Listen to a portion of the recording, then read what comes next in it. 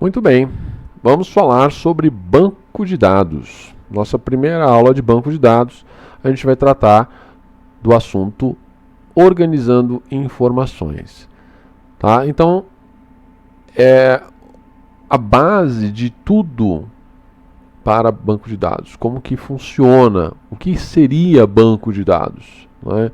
Então, não basta a gente aprender linguagens de programação, a criar telas bacanas, funcionais, se nós não estivermos familiarizados com o banco de dados. Então vamos lá. Organizando informações. Então, dentro do mundo corporativo, por exemplo, nós temos aí a necessidade de trabalhar com informações dos clientes, informações de fornecedores, colaboradores, produtos, serviços. Né? Então, essas informações, elas precisam ser armazenadas para que elas possam ser consultadas posteriormente, alteradas quando necessário, tá certo? Dentro de aplicativos, né? Sim, esses aplicativos que o pessoal tem aí nos smartphones, então, os aplicativos, essas informações que vão desde os contatos que você tem, a lista de compras, mensagens, configurações, sim, as configurações do seu dispositivo, elas ficam armazenadas em bancos de dados. Né? Porque essas informações elas são consultadas posteriormente, você pode precisar alterar essas informações. Né? Então, um contato, por exemplo, para você ligar para a pessoa, mandar um e-mail, né? Então você tem essas informações guardadas no seu telefone e aí você consulta para fazer uso dessa informação. Então elas ficam lá guardadas no banco de dados. No entretenimento, sim, nos jogos, por exemplo, você tem as informações de placar, grupos, né, competições, estatísticas, histórico, enfim, você, seja lá qual jogo que você estiver pensando, você vai perceber que essas informações elas estão lá. Entre uma partida e outra, você consegue trabalhar essas estatísticas, né? Quais são os resultados de uma competição, né? Os placares. Então você tem tudo isso armazenado em banco de dados também. Tá? As preferências do ambiente gráfico, por exemplo. Então tudo isso está armazenado no banco de dados. E as informações, elas são contextualizadas, tá? Elas não ficam guardadas de qualquer maneira. Como que você vai encontrar uma informação, né, de uma maneira rápida, eficaz, né? Ela precisa estar organizada. E como que ela está organizada? Ela está dentro de contextos, né, onde ela tem significado próprio. Então, informações, por exemplo, vamos aqui usar o exemplo de uma oficina mecânica. Né? Uma oficina mecânica, basicamente, você tem informações dos clientes, dos automóveis, dos serviços e das peças. Tá? Mas essas informações, elas não estão guardadas de qualquer maneira, elas não estão misturadas. Elas estão guardadas cada uma dentro do seu contexto específico. Então, por exemplo, clientes, você vai guardar informações sobre nome do cliente, CPF, telefone, e-mail, endereço, enfim, tantas outras informações que são guardadas do cliente. Por sua vez, essas informações, elas podem estar relacionadas, mas elas não se misturam com os automóveis. Então, o automóvel, que no caso de uma oficina mecânica é o objeto onde vai ser prestado o serviço, né? Quais são as informações? Tem placa, marca, modelo, ano, combustível, quilometragem, enfim, poderia ter outras informações aí. Tá? Mas elas não se misturam, porque são informações do automóvel. Não se misturam com informações do cliente. Serviços. A gente pode colocar a descrição do serviço, o tempo que leva para executar esse serviço e qual o valor hora que é cobrado, né, para executar esse serviço.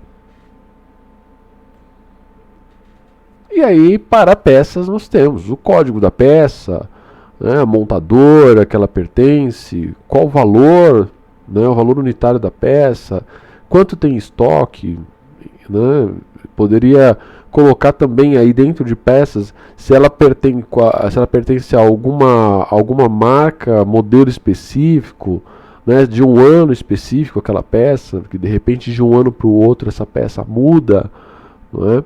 Então, mas são informações pertinentes à peça. Tá? Então percebam, eu estou colocando aqui informações que elas são características da peça, características do serviço, características do automóvel e características do cliente. Essas informações, como eu disse, podem estar relacionadas, mas elas não estão misturadas. Okay? Porque quando eu estiver procurando por um cliente, eu não vou encontrar, por exemplo, informação do serviço. Se eu estiver procurando por cliente, eu tenho as informações do cliente.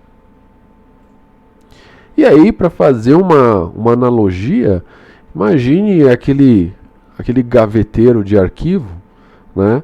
E cada gaveta você armazena uma informação de um contexto separado. Então vamos supor que na primeira gaveta você guarde somente informações dos clientes, na segunda gaveta somente informações dos automóveis, na terceira gaveta informações sobre os serviços que você presta e na quarta gaveta você guarda as informações das peças que você trabalha. E aí, dentro da gaveta de clientes, você tem várias pastas onde cada pasta guarda as informações de um cliente específico. Tá? Então essa analogia vai ajudar a gente a trabalhar isso mais adiante.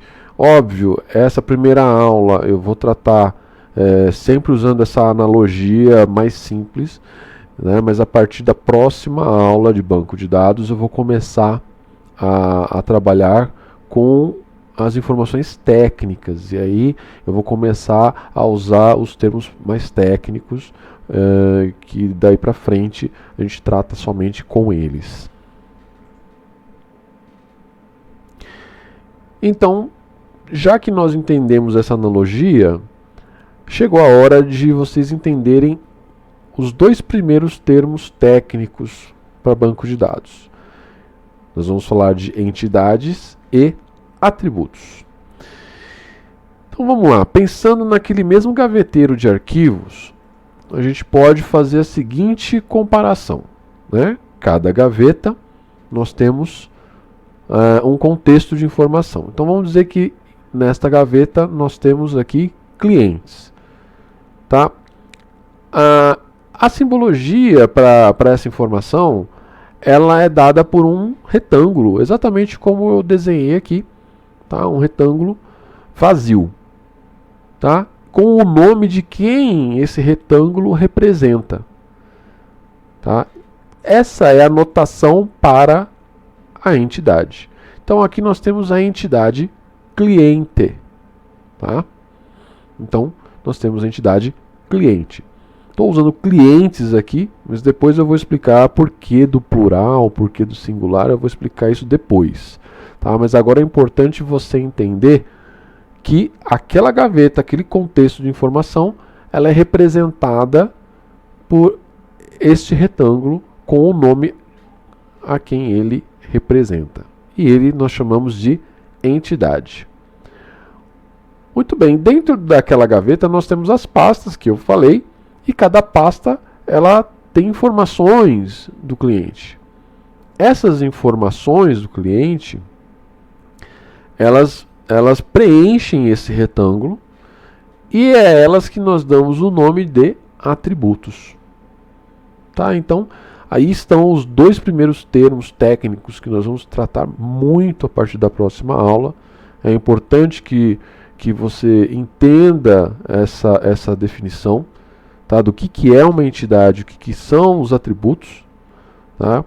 porque a partir da próxima aula nós vamos falar muito sobre isso, não só na próxima aula, como todas as outras adiante, que nós vamos falar sobre a modelagem de banco de dados, a construção, o desenho de um banco de dados, né? Porque isso tudo é uma etapa anterior a você realmente ir lá e começar a criar as tabelas, a fazer os relacionamentos. Então você precisa fazer a arquitetura do banco de dados antes. Você precisa pensar, desenhar em como que as informações estarão organizadas.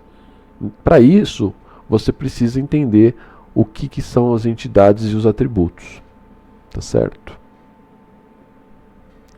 E agora vamos para a definição, porque não tem como a gente encerrar a aula sem ter essa definição, esse resumo para fechar bem o que foi dito até aqui.